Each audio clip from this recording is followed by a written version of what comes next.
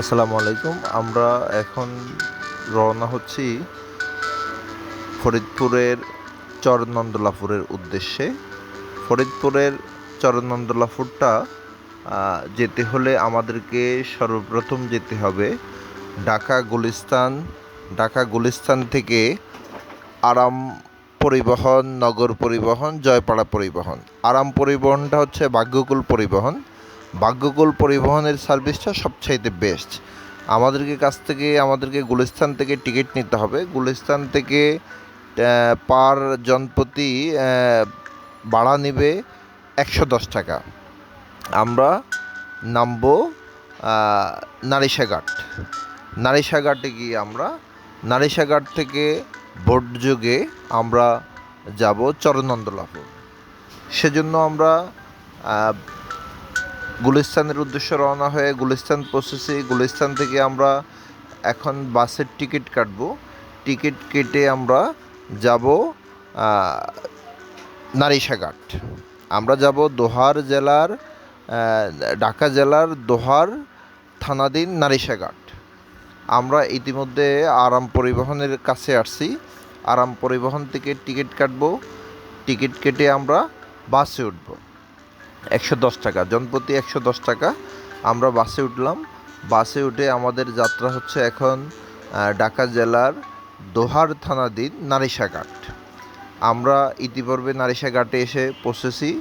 নারিশাঘাটে নেমে আমরা ঘাটের পাড়ে যে কিছু মনোরম দৃশ্য আছে, এই এলাকাটা একটা বাণিজ্যিক এলাকা। যেহেতু ওই পাড়ে হচ্ছে ফরিদপুরের চরনন্দলাপুর, ফরিদপুরের সদর থানার চরনন্দলাপুর। তো ওই চরের বেশিরভাগ মানুষের কেনাকাটা করে নারিশাঘাটে। নারিশাঘাটে প্রতিদিন সকালবেলা বাজার বসে, বিভিন্ন রকম সবজি নিয়ে বসে, ফলমূল নিয়ে বসে, মাছ নিয়ে বসে। নারিশাঘাট থেকে চরনন্দলাপুর থেকে বিভিন্ন মানুষ তাদের প্রয়োজনীয় সামগ্রী ক্রয় করার জন্য এই নারিশাঘাটে আসে। ট্রলার যুগে নারিশাঘাটে আসে। নারিশাঘাটে এসে ট্রলারে করে এসে তাদের যাবতীয় জিনিসপত্র কেনাকাটা করে প্রয়োজনীয় কাজগুলো সেরে তারা আবার চরনন্দলাপুরে রিটার্ন যায়। আমরা এখন আছি নারিশাঘাটে, ঢাকা জেলার দোহার থানার নারিশাঘাট। এই নারিশাঘাট থেকে পেঁয়াজের চর যায় ট্রলার, এখান থেকে নন্দলাপুর যায়। তো আমরা এখন নন্দলাপুর যাওয়ার উদ্দেশ্যে আমরা আমাদের ট্রলারের কাছে যাচ্ছি। আমরা ট্রলারের কাছে গিয়ে নন্দলাপুর যাব। তার আগে আমরা এখানকার হাট বাজারগুলো একটু পরিদর্শন করে দেখি যে এখানকার মানুষগুলো কি কি সামগ্রী নিয়ে, কি কি পণ্য নিয়ে প্রতিদিন সকালবেলা বাজারে বসেন এবং মানুষ কি তাদের নিত্য প্রয়োজনীয় জিনিসগুলো নিয়ে যায়। আমরা এখন ট্রলার ঘাটের দিকে যাচ্ছি। ট্রলার ঘাটের দিকে নেমে আমরা ট্রলারে যাওয়ার জন্য চেষ্টা করব। যদিও আমাদের ট্রলারটা এখনও আসেনি, ওই পাড়ে আছে, ওই পাড় থেকে ট্রলারটা আসবে। ট্রলারটা আসার পরে আমরা ট্রলারে উঠব। ট্রলারে উঠে আমরা যাব ফরিদপুরের চরনন্দলাপুর। আপনারা দেখতেছেন ইতিমধ্যে ট্রলারটা চলে আসতেছে। এই ট্রলারটায় আমাদেরকে এই ট্রলারে করে আমাদেরকে যেতে হবে ফরিদপুরের চরনন্দলাপুর। চরনন্দলাপুরটা হচ্ছে পদ্মা নদীর ঠিক মাঝখানটাতে, বিশাল একটা জায়গা নিয়ে, প্রায় একটা ইউনিয়ন পরিষদ এই চরের মধ্যে। এই নন্দলাপুর যাব আমরা। কিভাবে নন্দলাপুর যায় আমরা আপনাদেরকে দেখাবো। যদিও পদ্মা নদী এখন খুব উত্তপ্ত, প্রচণ্ড ঢেউ, এর মধ্যে ভয়ের মধ্যেও আমরা চরনন্দলাপুরে যাব।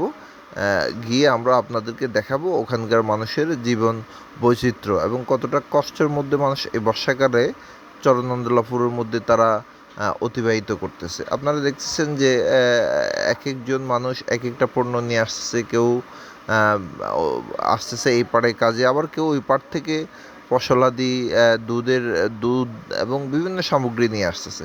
আবার এই পাড় থেকে কেনাকাটা করে মানুষ তাদের প্রয়োজনীয় জিনিসপত্র, গবাদি পশুর খাবার এবং বিভিন্ন খামারের কৃষির জিনিসপত্রগুলো নিয়ে আবার ওই পাড়ে যায়। ওই পাড় আর এই পাড়ের একমাত্র চলাচলের বাহন হচ্ছে এই ট্রলার। এই ট্রলারে করে নন্দলাপুর চরের মানুষ যাতায়াত করে। প্রতি 1 ঘন্টা পর পর ট্রলার আসা যাওয়া করে। যদিও ১ ঘন্টা বলা হয়, কিন্তু লোকজন যেহেতু কম থাকে সেক্ষেত্রে এক একটা ট্রলার ছাড়তে সময় নেয় প্রায় ২ ঘন্টা। ২ ঘন্টার থেকে এই পাড় থেকে ওই পাড়ে অপেক্ষা করতে হয়, করে ওই পাড়ে যেতে হয়। তো আমরা ট্রলারে ওঠার আগে আগে আমরা দেখে নিচ্ছি যে পাড়ের মধ্যে কি সুন্দর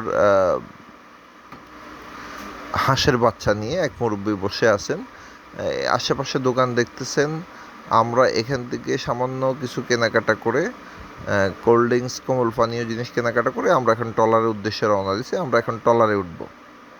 এই ট্রলারটিতে করে আমাদেরকে চরনন্দলাপুরে যেতে হবে।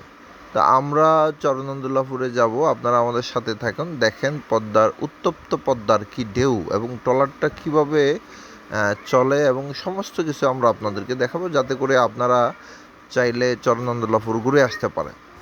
তো চরনন্দলাপুর একটা বিশাল একটা এরিয়া, ইউনিয়ন পরিষদ। আমরা এই চরনন্দলাপুরে যাব, গিয়ে আমরা এখানকার জীবন বৈচিত্র্য, মানুষগুলোর পেশা এবং সমস্ত বিষয়গুলো আপনাদের সামনে তুলে ধরার চেষ্টা করবো। আমরা এই মুহূর্তে আছি পদ্মার বুকে। আমরা পদ্মার বুকে ট্রলারে আছি। নদীর প্রচণ্ড ঢেউ, স্রোতের মধ্যে ট্রলারটা এঁকে বেঁকে চলতেছে। প্রচণ্ড ভয়ের মধ্যে আমরা যাচ্ছি, এগিয়ে যাচ্ছি। ওই যে ওই পাড় দেখতেছেন, ওই পাড়টাই হচ্ছে চরনন্দলাপুর। চরনন্দলাপুরে প্রায় 40,000 মানুষ বসবাস করতো, যদিও এখন নদী ভাঙার কারণে কিছু মানুষ এই পাড় এবং বিভিন্ন পাড়ে চলে গেছে। তারপরেও অসংখ্য মানুষ চরনন্দলাপুরে বসবাস করে। চরনন্দলাপুরে একসময় বিগত সরকারের সময় বিদ্যুৎ ছিল, যদিও বর্তমান প্রেক্ষাপটে বিদ্যুতের লাইনটা ড্রেজারের মাধ্যমে নদীর তলদেশে কেটে ফেলার কারণে এখন এই চরের বাসিন্দারা বিদ্যুৎহীনভাবে আছে, চরম একটা ভোগান্তির মধ্যে আছে। তো এই চরের বাসিন্দাদের চাওয়া পাওয়া হচ্ছে যে অতি দ্রুত সময়ের মধ্যে যাতে বর্তমান সরকার তাদের বিদ্যুতের সংযোগটা দেয়। আপনারা দেখেন প্রচণ্ড ঢেউর মধ্যে আমরা যাচ্ছি চরনন্দলাপুরে। চরনন্দলাপুরটা ফরিদপুর জেলার সদরপুর উপজেলার দিন পদ্মা নদীর বুকে। পদ্মা নদীর বুকে এবং আকাশের কি সুন্দর দৃশ্য, যদিও মেঘলা মেঘলা আকাশ, তার মধ্যে সমুদ্রের উত্তপ্ত ঢেউ, এর মধ্যে যদি বৃষ্টি হয় তো সেই ক্ষেত্রে আমাদের সমস্ত জিনিসপত্র ভিজে যাবে। আমাদেরকে এই রিস্কের মধ্যে যেতে হচ্ছে আপনাদেরকে দেখানোর জন্য যে চরনন্দলাপুরের মানুষের জীবন বৈচিত্র্য কীরকম এবং কিভাবে আমরা যাব। আমরা এই পুরো এপিসোডটার মাধ্যমে আপনাদেরকে ঢাকা থেকে চরনন্দলাপুর কিভাবে যাবেন সমস্ত কিছু আপনাদেরকে কাছে আমরা তুলে ধরছি। আশা করি আপনারাও যেতে পারবেন। এই চরনন্দলাপুরের মধ্যে ইদানিং ঢাকা থেকে এবং বিভিন্ন জেলা থেকে অনেক মানুষজন আসতেছে কৃষি খামার করার জন্য, চাষাবাদ করার জন্য এবং স্বল্প মূল্যে জমি কিনে বসবাস করার জন্য। আপনারা হয়তো অবগত আছেন যে এই ইতিপূর্বে বিভিন্ন ইউটিউব চ্যানেলের মাধ্যমে আপনারা দেখেছেন যে এই চরটার মধ্যে 60,000 থেকে 1,20,000 টাকা পর্যন্ত বিঘা বিক্রি হয়। এক এক বিঘা হচ্ছে 33%। নদীর পাড়ে, যেটা নদী ভবিষ্যতে ভেঙে যাওয়ার সম্ভাবনা আছে, সেই জমিনের দাম হচ্ছে প্রতি বিঘা 30 লক্ষ, প্রতি বিঘা হচ্ছে 60,000 টাকা। প্রত্যেকটা বিঘা 60,000 টাকা। আর আপনারা যত ভিতরের দিকে যাবেন তত দাম বাড়তে থাকবে পর্যায়ক্রমে, কোথাও 70,000, কোথাও 80,000, কোথাও 90,000, কোথাও 1,00,000 টাকা। আমরা এই ভিডিওর মাধ্যমে আপনাদের কাছে পুরোটা উপস্থাপন করার চেষ্টা করতেছি। এই মুহূর্তে আমরা আছি পদ্মা নদীর বুকে।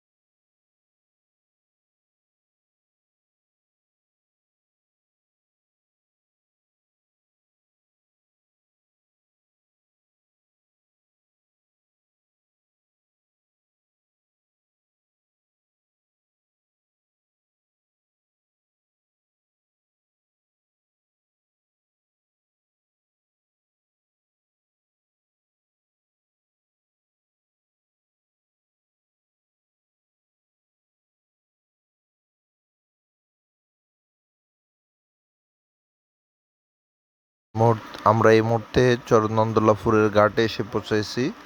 চরনন্দলাপুরের ঘাটে আমাদের ট্রলারটা থামবে এখন। এখান থেকে আমরা নামবো, নেমে নন্দলাপুরে যাব। আপনারা দেখেন যে আমরা ঘাটে এসে পড়েছি এবং আপনারা দেখতে পাচ্ছেন যে নদীর ভাঙনে নদীর ভাঙার কারণে পাড়গুলো ভেঙে যাচ্ছে। নদীর প্রচণ্ড ঢেউ এবং স্রোতে পাড়গুলো ভেঙে যাচ্ছে। যদিও স্থানীয়দের মতে বিগত 3 বছর ধরে নদী ভাঙ্গা খুব কমে গেছে। কারণ বিগত 3 বছর আগে পদ্মা সেতু হওয়ার আগে নদী যেভাবে ভেঙেছে তার ধারাবাহিকতায় বর্তমানে নদী ভাঙ্গার পরিমাণ একেবারেই নগণ্য, নাই বলতেও চলে। এই জন্য তারা এখন আশায় বুক বাঁধতেছে যে অচিরে এই চরটি ভেঙে যাবে না এবং তারা দীর্ঘদিন ধরে এই চরে বসবাস করতে পারবে। আপনারা হয়তো অবগত আছেন যে চরের মানুষের জীবনযাপন অত্যন্ত কষ্টদায়ক হয়, কেননা এই চরের মানুষগুলা প্রতি 4 বছর 5 বছর পর পর তাদের ঘর ভেঙে নিয়ে অন্যত্রতে স্থাপন করতে হয়। কারণ হচ্ছে নদী ভাঙ্গা এতটাই দ্রুত হয় যে তারা অনেক সময় ঘর সরিয়ে নেওয়ার মতো সময় থাকে না। তো সেই হিসেবে পদ্মার বুকের এই চরটিতে বর্তমানে ভাঙনের পরিমাণ খুবই কম। কারণ হচ্ছে তার পাশেই পদ্মা সেতু। পদ্মা সেতুতে ফিলারগুলোর কারণে স্রোতগুলো এখন আগের মতো আর নাই। নদীর ধারাবাহিকতা আগের মতো নাই। এখন ভাঙতেছে খুব সামান্য। তাদের স্থানীয়দের মত অনুযায়ী বিগত 3 বছর ধরে খুব সামান্য ভেঙেছে। যদি পূর্বের মতো এই ধারাবাহিকতা অব্যাহত থাকতো তাহলে এই চরের প্রায় 30% বিগত 3 মাসে ভেঙে যেত।